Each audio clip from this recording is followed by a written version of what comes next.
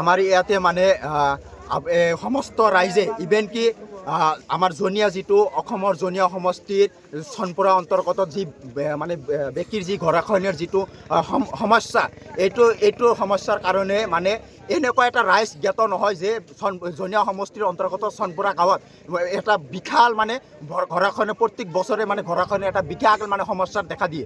এইটো সমস্যাৰ কথা ইভেন কি দিছপুৰ পাৰ্লিমেণ্টও জানে, ইণ্ডিয়ান গভৰ্ণমেণ্টও জানে, সমস্ত জাগাতে জ্ঞাত। তাৰ উপৰি মানে প্ৰত্যেক বছৰে বছৰে আমাৰ কি হয় এই চনপুৰাতে ৰাস্তাৰ লগতে একদম মেইন ৰাস্তাৰ লগত অলপখিনি জাগা তাতে মানে প্ৰত্যেক বছৰে মানে ইলিগেল যিটো আমি ইলিগেল বুলি কওঁ ইলিগেল খনন কাৰ্য চলি থাকে, মাটি কটা কাৰ্যটো চলি থাকে।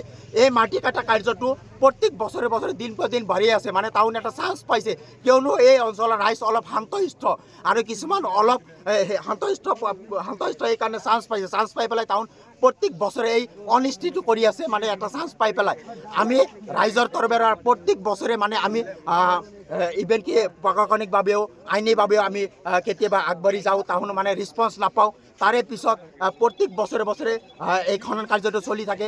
আৰু আজি মানে এনেকুৱা এটা পৰিস্থিতিৰ সৃষ্টি হৈছে, আজি যিটো পৰিস্থিতিৰ সৃষ্টি হৈছে যে আজি টাউন মানে এতিয়া কি কৰিছে, দিনত কাটা নাই, এতিয়া ৰাতি কাটা আৰম্ভ কৰিছে, চুৰি কৰি পেলাই ইলিগেল এক্টিভিটিছটো কৰি আছে, যিটোৰ কাৰণে আমাৰ এই অঞ্চলসমূহ ৰাইজ শান্তশিষ্ট যি ৰাইজ আছিল আজি ব্যতিষ্ট হৈ কোলাব নোৱাৰা হৈ মানে সমস্ত ৰাইজ ওলাই আহিছে ইয়াৰ বিৰুদ্ধে প্ৰতিবাদ জনাবলৈ।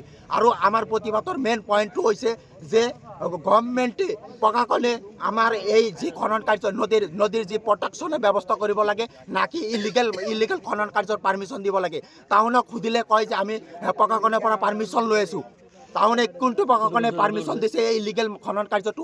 আমাৰ তাৰে বিৰুদ্ধে একশ্যন লাগে, তাৰে আমাৰ সমাধান লাগে।